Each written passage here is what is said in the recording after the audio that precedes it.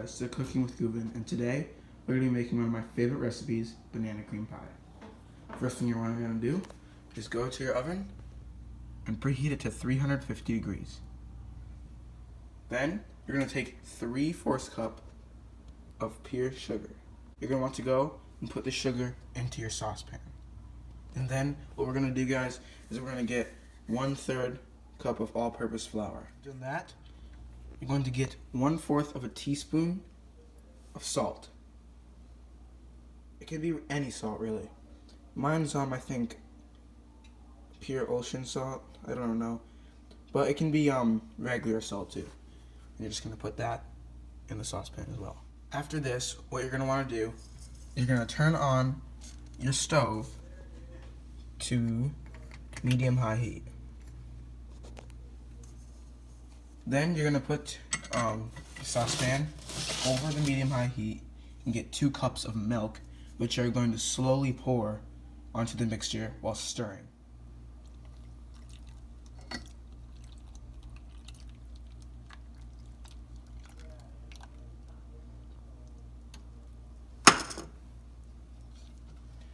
Once you've done the first cup and kind of got the liquid mixed with all the flour and sugar and salt, you're going to want to pour in your 2nd cup of milk, and from there you're just going to keep stirring until the liquid gets kind of thick, because this is going to be what's going to go for your filling. Guys, it's really important that you keep stirring this constantly, because otherwise the sugar is going to burn and your filling isn't going to turn out as good as it would if you just, kept stirring.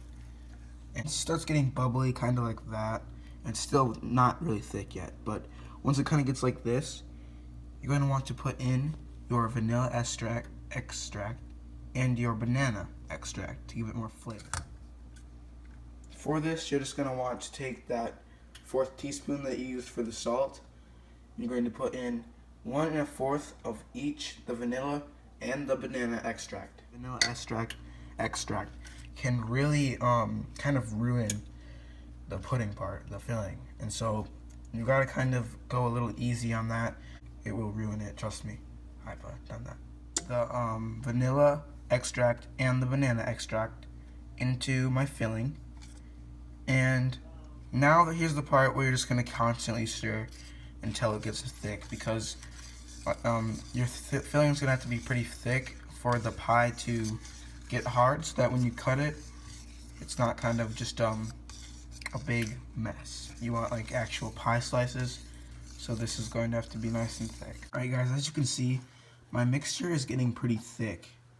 It's starting to bubble in places, and it's not like running off as it did when it was more of a liquid and runny. And so now what we're gonna do is we're gonna take it off the burner, and we're gonna turn this off for now. And now we have the filling almost completely done. There's just one more thing we have to do, and for this you're going to need eggs. Hey guys, my mom likes keeping the egg whites for whenever she cooks, but for this recipe you're only gonna want 3 eggs and just the egg yolk. So I would recommend, if you two want to keep the egg whites, 2 containers, one with a lid and one where you can just kind of stir the egg yolks in. And so what we're gonna do is we're gonna crack the eggs and kind of like use the shells as a spoon, which I'll show you in just a minute. Alright guys, I'm now gonna show you how to do this, get the egg yolk separated from the egg white. If you already know, then you can just kind of skip ahead if that's what you want to do. If you don't, and you're like me where I started off and I didn't know what I was doing, here's what you're going to need to do. You're going to take your egg, and obviously you're just going to crack it. And then what you're going to do is split it in half just like that, and keep your egg yolk in one part and like let all the egg white fall out.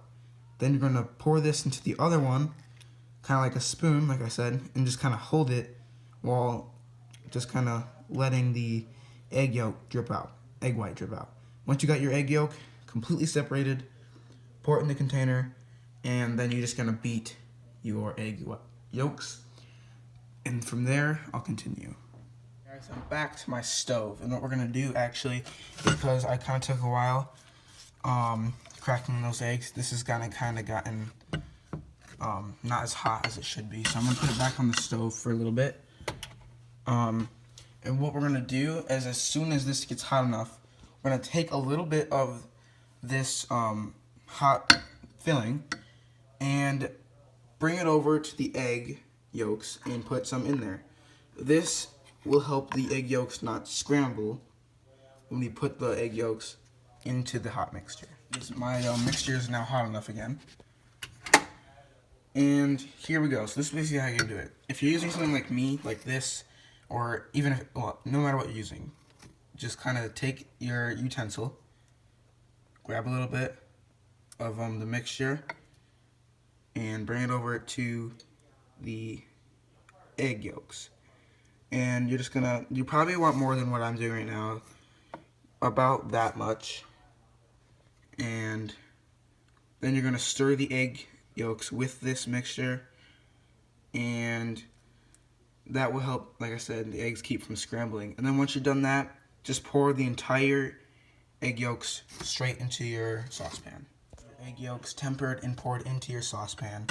Put it back over the burner again at medium heat, and stir in and cook for just a little bit. You just kind of want to get the heat going because we're going to add butter, and it needs to be cooking while we're doing this. So kind of just stir it in and get your butter ready. You take 2 tablespoons of butter and put it into your mixture. My butter, 2 tablespoons of butter, is now into my pie filling, stirred in completely, and my stove is off. We don't need this anymore. We're going to move to the pie crust. And trust me guys, for the pie crust, you're going to want a graham cracker pie crust, because this is the best pie crust that I've used for any pie. It's just better.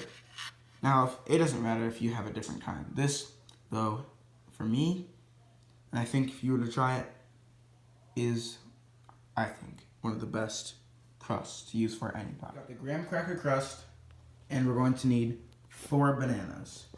We're going to slice those into, you know, that thin, and you're going to put the entire 4 bananas sliced into your pie crust, and from there we'll continue to slice your banana. Mine a little too thick, so I'm probably going to go back for the front, but about these kind of slices right here. And like I said, continue with your 4 bananas and put it into your pie crust. Slicing the bananas, and they're in your pie crust. You're going to take your filling, and you're going to pour it over the entire pie. This will be your filling for the pie, and there is no top for the pie. This is just what it's going to be. And so once you've got all the filling you can onto your bananas, you're going to then spread it around and put it into the preheated oven for about 10-15 minutes, around that area. I always go 12, but my oven could be different than yours, and yours can cook faster or slower. So around that time range. You want it on the top rack because this is going to cook pretty fast, and the time will be wrong if you put it on the bottom rack. It won't cook as fast, and so the time will be inaccurate, and your pie will not be cooked correctly. So make sure it's on the top rack of your oven.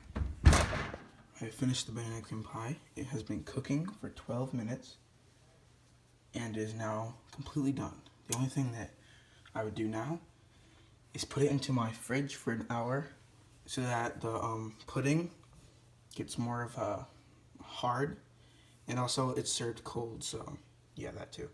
But the pudding, if you cut it right now, it would completely fall apart. It looks like it's nice and hard, ready to eat, but no, it's gonna like jello over like that, like completely just fall over if you start cutting it. So to make the pie slice not fall apart, you put it in the fridge for an hour and then it's done. I'm not going to show you guys that because there's literally no difference in look. And so I hope you guys enjoyed this video. I hope the pie tastes great. And Thank you for watching.